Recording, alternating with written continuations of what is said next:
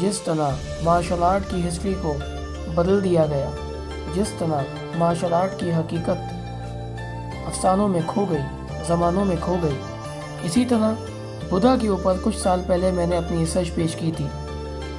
آج ہندوستان سے آئے ہوئے ایک اور کردار کے بارے میں بات کریں گے۔ مارشل آرٹ کے اندر بدھی دھرما، جن کو دھروما کے نام سے بھی پکارا جاتا ہے، یہ انڈیا سے برہمنس مذہب سے تعلق رکھنے والے تھے۔ یہ انڈیا سے چائنا سانس کی مشق کرانے چائنا پہنچے۔ ایک پرجوش افسانی شخصیت بدھی دھرما، چینی زبان میں پیوتائی تاؤمو یا جاپانی زبان میں دھروما دشی بھی کہتے ہیں۔ یہ برہمن بادشاہ کے تیسرے بیٹے اور 28ویں آمور کے سرپرست تھے۔ جنوبی ہندوستان چھوڑ دیا اور گوانگ میں سفر کیا، جہاں انہیں منظور کیا گیا۔ لیانگ خاندان کے شہنشاہ وو تائی 577-502 عیسوی کے وقت کی بات ہے، روحانی روشن خیالی کی تلاش میں جب آخر میں بدھی دھرما شاولن مندر پہنچے تو انہوں نے سانس لینے کی ٹیکنکس اور مشق کے ساتھ ساتھ اپنے شاگردوں کو بدھ مت کی تبلیغ کرنا شروع کی تھی، تاکہ ان کی مستحکم مراقبہ کی طویل عرصے تک مقابلہ کرنے کی صلاحیت کو بہتر بنایا جا سکے۔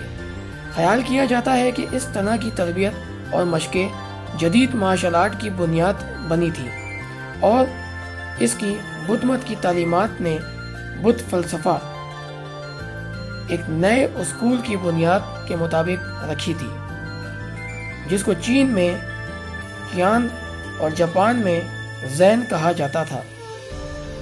ایک صدی کے بعد 651 عیسوی میں ٹانگ خاندان بہت مشہور تھے، انہی کے دوران خلیفہ عثمان ابن عفان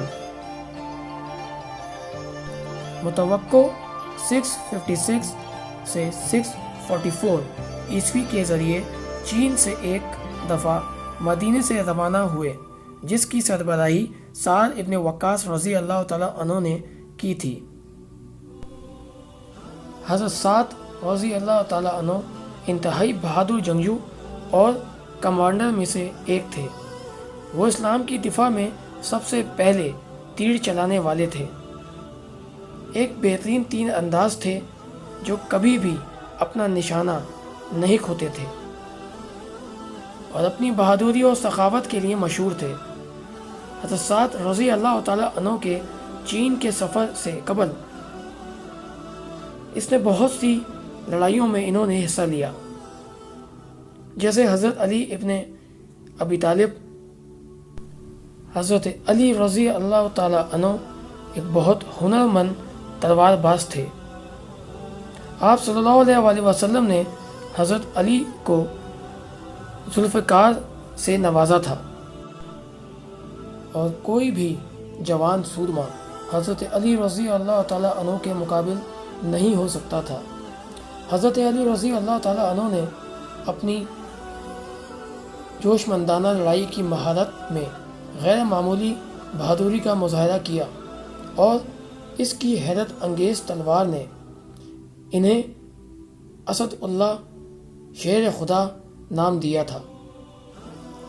حضرت علی رضی اللہ تعالیٰ عنہ کی تلوار میں مہارت اور مقبولیت اللہ تعالیٰ نے انہیں بخشی تھی، اور انہوں نے امت مسلمہ اور قوم پر زبردست اثر ڈالا تھا۔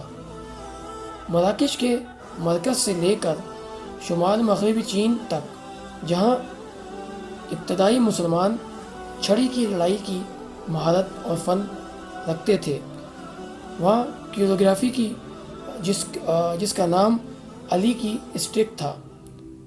تلوار سازی کے دوسرے فنون میں ہیان مطلب سیدھی تلوار، جو ماضی میں یعنی جس کا ماضی میں وجود تھا، قرآن کی تلوار، سلیمان تلوار، عربی کے لیے عربی۔ جب علی ابن ابی طالب غزوہ خندق کی لڑائی کے دوران لڑائی میں مصروف تھے اور دشمن کے ایک جنگجو کو زمین پر گرا دیا اور اسے مارنے کے لیے اپنی تلوار اٹھائی تو دشمن نے ان کے چہرے پر تھوک دیا۔ حضرت علی رضی اللہ تعالیٰ عنہ رک گئے اور اسے مارنے سے پرہیز کیا۔ دشمن نے پوچھا، ہم نے تمہیں مارنے کے لیے جنگ کے دوران تم پہ حملہ کیا اور تم نے ہمیں بخش دیا؟ اس کے بعد آپ حضرت علی رضی اللہ تعالیٰ عنہ نے فرمایا، اے رحیم خدا، تو نے جاندار اور زندگی کو توقیت بخشی۔ اور پھر جواب دیا، مقدس روحانی معرکہ آرائی کے دوران ہی کسی کی جان مارنا جائز ہے، لیکن جب تم نے میرے چہرے پر تھوکا تو تم نے میرا ذاتی غصہ پیدا کیا، غرور اور غصہ، لہٰذا آپ کو تلوار سے ٹکڑے کرنے کے بجائے میں نے اللہ کے واسطے اپنا شوق کو مارا۔ حضرت علی رضی اللہ تعالیٰ عنہ نے اپنی جان بچائی کیونکہ اس حالت میں غصے کی حالت بدل گئی تھی، لہٰذا وہ غصہ مارنا نہیں بلکہ برداشت کرنا ہی تھا۔ دشمن نے حضرت علی رضی اللہ تعالیٰ عنہ کو نیک کردار کی نگاہ سے حیرت سے دیکھا، خاص کر کے جب حضرت علی رضی اللہ تعالیٰ عنہ نے اسے آزاد کر دیا۔ اس کے بجائے غیر مومن نے فوری ہی اسلام کے لیے راضی ہو گیا اور اسلام قبول کر لیا۔ امام ابن قیم الجوزیہ نے 1350 عیسوی میں اپنی کتاب زید المعاد میں ورزش کی اہمیت اور جسم پر اس کے اثرات پر زور دیا کہ یہ کس طرح انسان کے جسم میں شامل ہوتا ہے اور اس سے فائدہ جسم کو ہوتا ہے، اور بیماریوں سے کس طرح بچا جا سکتا ہے، ساتھ ساتھ برداشت، افکار بڑھانے کے لیے، قوت مدافعت بڑھانے کے لیے، ساتھ ساتھ کسی کی سماعت، گفتگو، مشاہدہ اور آہستہ آہستہ چلنے کے فن کو استعمال کرنے کے فن کو بھی بیان کیا۔ صبر اور استقامت، مغفرت، تقوی اور ہمت کی صورت میں بھی نفس نظام و ضبط، مذاکرہ بلا مشقہ، یہ تمام چیزیں جو آج مارشل آرٹ کے اندر بھی آپ دیکھتے ہوں گے، یہ دراصل اسلام کی تعلیمات ہیں۔ در حقیقت بلا شبہ یہ تمام عادتیں، یہ تمام عناصر ایشیا فلسفے کی تعلیمات کی اصل وجہ ہے اور یہ ایشیا ہی میں پائے جاتے ہیں۔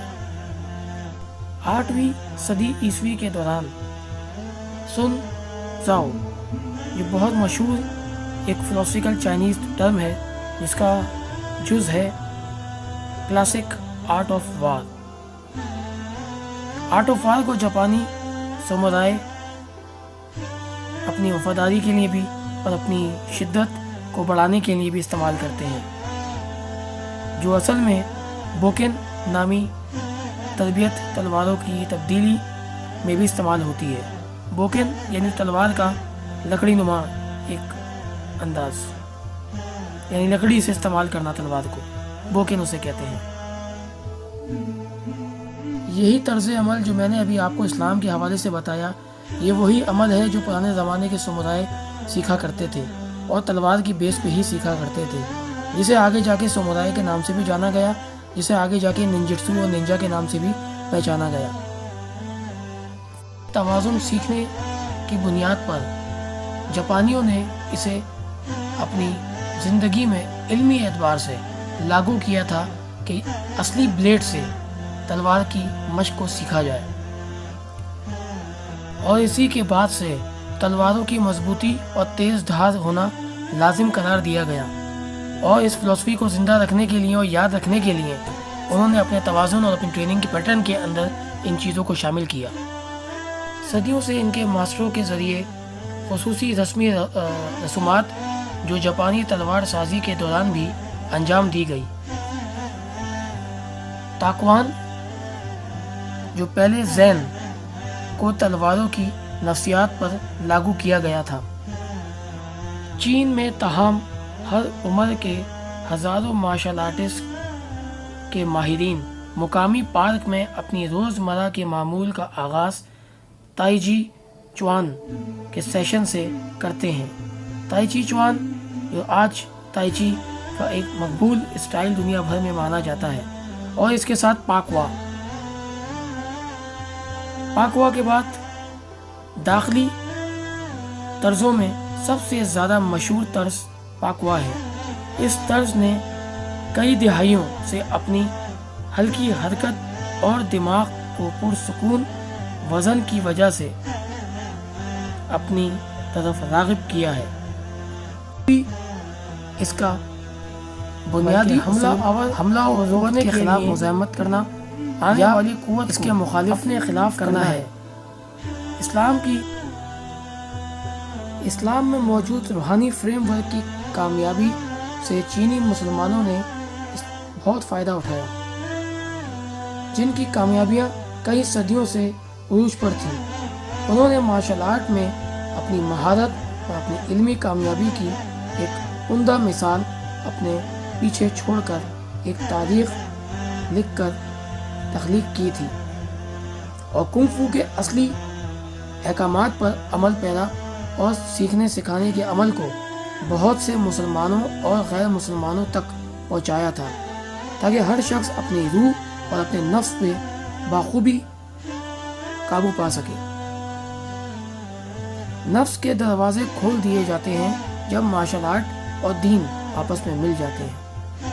ایک صوفی بزرگ کا ایک دلچسپ کہانی جو جاپانی زین آقا، جو ان کے عروج پر موجود مبنی لوگ تھے، ان کے ساتھ اپنی دانشمندی کا اعتراف کرتے ہوئے امام ابو الحسن الشافعی 1196 عیسوی شہدیلی طریقے کے بانی کے بارے میں ہے، جس نے اسے تلاش کرنا چاہا۔ قلب سب سے بہترین شخص اس کی عمر کا اس کا ابو الفت نے مشورہ دیا تھا کہ وہ مراکش کے سفر کریں، جہاں انہوں نے اپنے حتمی استاد شیخ عبدالسلام ابن المشی کو تلاش کرنا تھا، جو جبل پہاڑ علم پر روف میں اعتکاف میں رہتے تھے۔ جب راہ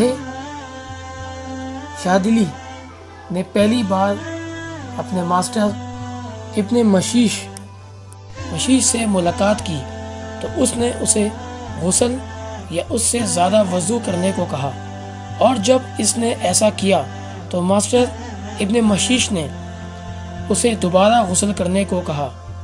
یہ تیسری بار نہیں ہوا تھا کہ آخر کار راہ شاذلی نے بخوبی سمجھ گئے اور کہا، میں اپنے آپ کو پچھلے تمام علم اور سیکھنے سے دھوتا ہوں۔ سنت کی روحانی روشنی کو قبول کرنے سے قبل امام عشا شاذلی کو سابقہ علم کی رکاوٹ سے اپنا دماغ خالی کرنا پڑا۔